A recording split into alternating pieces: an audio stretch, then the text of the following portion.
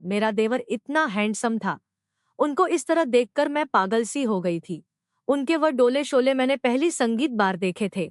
मैं एक नज़र में ही उनको अपना दिल दे बैठी थी। वो मेरे साथ बात कर रहे थे, पर मेरा पूरा ध्यान देवर जी पर था। उन्होंने जल्दी से कपड़े पहने और मुझे पढ़ाने में लग गए, पर मेरा ध्यान तो पढ़ाई पर बिल्कुल भी नहीं था। मैं तो जैसे आज 7वें आसमान पर थी। मैं उसको हर हाल में अपना बनाना चाहती थी। पहले मैं सोचती थी कि मेरा देवर तो है, तो मैं उसकी रिस्पेक्ट करती थी। पर अब मैं उनको देखकर बिल्कुल भी पागल हो गई थी। अब मैं अपने देवर के सामने स्कर्ट पहनकर जाना शुरू कर दिया, पर मेरा देवर तो मेरी तरफ देख तक नहीं रहा था। मैं उनके लिए पूरी तरह से चेंज हो गई। 4वीं घंटों में सजधज कर रहने लगी। मैंने मन ही मन सोचा, इस तरह से काम नहीं चलेगा। तो एक दिन मैं ब्यूटी पार्लर गई और खूब मेकअप करके तैयार हो गई। पर इतने सजने संवरने का भी उन पर कोई असर नहीं हुआ। आखिर थे तो एक बार थी। मैंने उनको रिझाने के बहुत प्रयत्न किए, पर जब भी मैं उनको देखती थी, वह अपनी नजरें फेर लेते थे। जब मैंने उनके चारों तरफ घूमना बंद कर दिया और छोटे कपड़े पहनना भी बंद कर दिए, मुझे साड़ी पहनना बहुत ही पसंद था, तो मैंने साड़ी पहनना शुरू कर दिया। एक दिन मैं अपने देवर को कॉफी देने उनके कमरे में गई। जब मैं कमरे में गई तो मैंने देखा कमरे में कोई नहीं था। जब मैं थोड़ा आगे उनको देखने गई तो मैंने देखा उनके सामने संगीत वाशरूम का दरवाजा थोड़ा खुला था। उनके वाशरूम से अजीब अजीब सी आवाजें आ रही थी। जब मैंने अंदर झांक कर देखा तो वह अपने बेड के साथ खेल रहे थे और अजीब अजीब सी आवाजें निकाल रहे थे और मेरा नाम पुकार रहे थे। यह सुनकर मैं थोड़ा खुश हो गई और मुझे अपना काम होते हुए नजर आ रहा था। मैं चुपचाप दबे पांव वहां से उनके कमरे से बाहर चली आई। मेरे देवर को पता नहीं चला कि मैं उनके कमरे में आई थी। मैं जल्दी से अपने कमरे में गई और नहा धोकर पिंक कलर की पतली सी साड़ी पहन संगीत ली। मैंने साड़ी का पल्लू ऐसे लिया जिससे कि मेरी कमर साफ दिख रही थी। संगीत थोड़ी देर के बाद मैं पढ़ाई करने के लिए उनके कमरे में चली गई। मेरा देवर आया और मुझे पढ़ाने लगा। आज मेरा पूरा फोकस सिर्फ पढ़ाई पर था, पर मैंने नोटिस किया कि मेरे देवर की नज़र मेरी कमर और नाभि पर थी। मैं मैथ का कुछ सवाल पूछने के बहाने उनके नज़दीक गई और उनके पास जाकर खड़ी हो गई। वो थोड़ा मेरे करीब आए और अपना हाथ मेरी कमर पर फेरने लगे। मैंने उनकी संगीत इस हरकत को नज़रअंदाज किया। तभी मेरा देवर बोला, भाभी मेरे सिर में बहुत तेज दर्द हो रहा है, क्या आप मेरे लिए कॉफी बनाकर ले आओगी?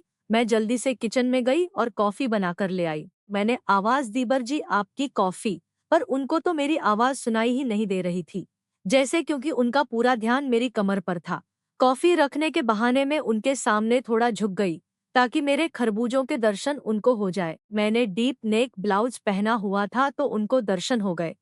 अब उनकी नजर मेरी कमर के साथ साथ खरगोशों पर भी थी। मेरे पति ने तो अभी मुझे ढंग से प्यार भी नहीं किया था और मुझसे दूर चला गया। एक दिन मैं अपने देवर के पास चली गई और मैंने उनको पूछा, देवर जी मुझे टैटू बनवाने का बहुत शौक है, तो मैं अपनी बॉडी पर कहाँ जैसे टैटू बनवाऊं?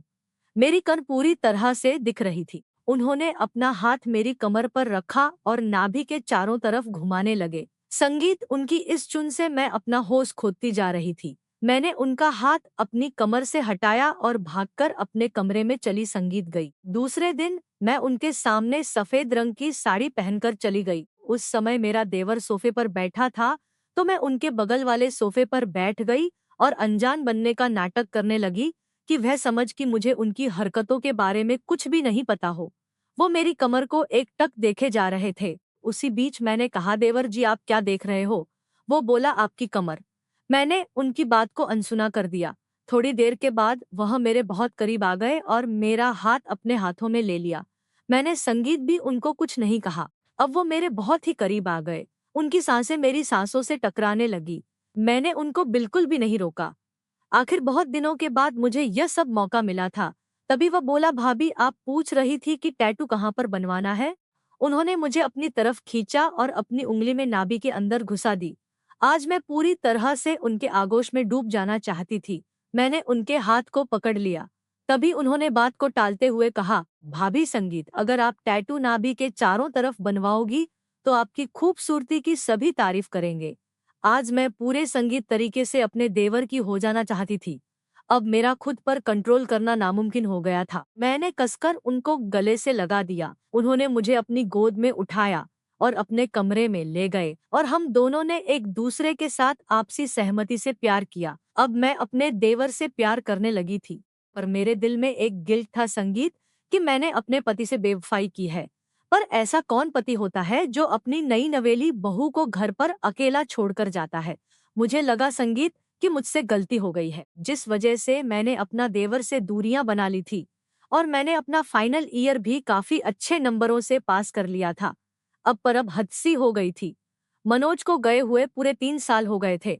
वह घर वापस ही नहीं आया और अब तो उसने फोन करना भी बंद कर लिया था। संगीत, यह बात मैंने अपने देवर से कही तो हम दोनों मनोज से मिलने गोवा पहुंचे।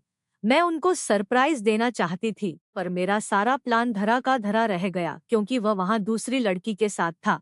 जब हमने वहां आसपास के लोगों से पूछा तो उन्होंने बताया कि वह उसकी पत्नी है और उनका 1 साल का बेबी भी था। यह सब सुनकर मेरे पैरों तले जमीन खिसक गई। मेरे देवर ने मुझे संभाला और हम दोनों घर वापस आ गए और हम दोनों ने भी मंदिर में शादी कर ली। हम शादी के बाद बॉम्बे शिफ्ट हो गए और एक नई जिंदगी की शुरुआत की। दोस्तों, कहानी कैसी लगी कमेंट में बताएं। अगर कहानी पसंद आई हो तो वीडियो को लाइक शेयर करें। चैनल पर पहली बार आए तो चैनल को सब्सक्राइब करें। धन्यवाद।